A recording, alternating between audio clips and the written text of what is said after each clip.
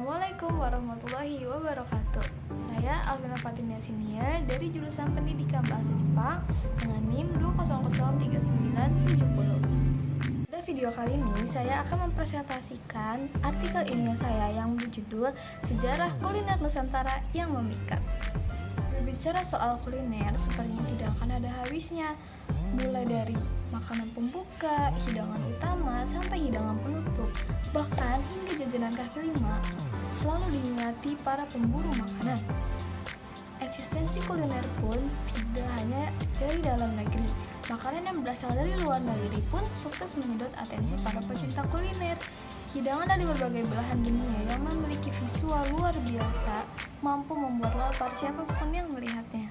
Tak terkecuali hidangan Nusantara. Hidangan Nusantara yang kaya rempah ternyata sangat diminati oleh pecinta kuliner mancanegara.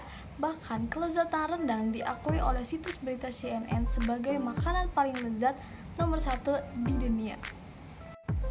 Pada tahun 2017, CNN melakukan voting pada situs jejaring sosial Facebook dan dengan 35.000 responden, rendang berhasil menjadi juara 1 sebagai kuliner terenak di dunia. Selain rendang, nasi goreng pun menyusul pada posisi kedua dan sate pada posisi ke-14. Kekayaan rempah kuliner Indonesia ternyata sesuai dengan selera masyarakat dunia. Bahkan rendang, sate, dan nasi goreng menjadi kuliner wajib ketika berkunjung ke Indonesia. Rendang sendiri mempunyai sejarah yang unik. Menurut sejarawan Universitas Andalas Padang, yaitu Gustianan, rendang diawali dari kebiasaan masyarakat Minang yang sering berpergian melalui jalur air dari Selat Malaka ke Singapura pada abad ke-16.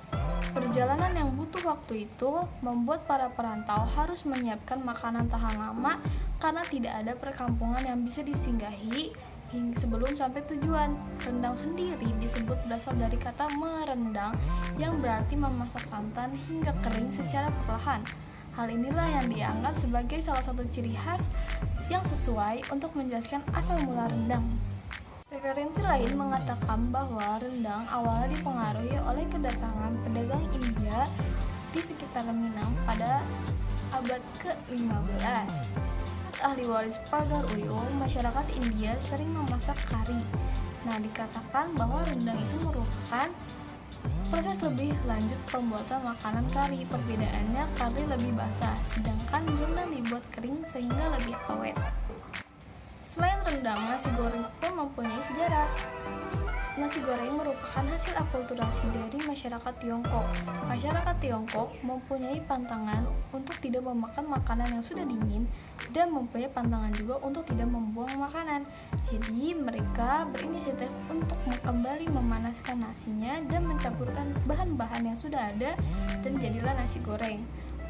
Masyarakat Tiongkok yang merantau ke Nusantara pun mulai mengenalkan cara mengolah makanan ini. Kemudian masyarakat Nusantara mengadaptasi menu nasi goreng khas Tiongkok dengan melakukan banyak modifikasi seperti banyak menggunakan rempah dan mengganti campuran daging babi dengan daging sapi atau daging ayam atau bahkan seafood.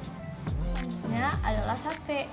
Sate pun memiliki sejarah. Beberapa artikel mengatakan sate bermula dari pedagang Arab yang datang ke Nusantara. Lalu ada juga yang mengatakan sate berasal dari India dan ada juga yang mengatakan sate berasal dari Tiongkok. Jadi sekian banyak versi sejarah, sate banyak berkembang di wilayah Jawa dan Madura.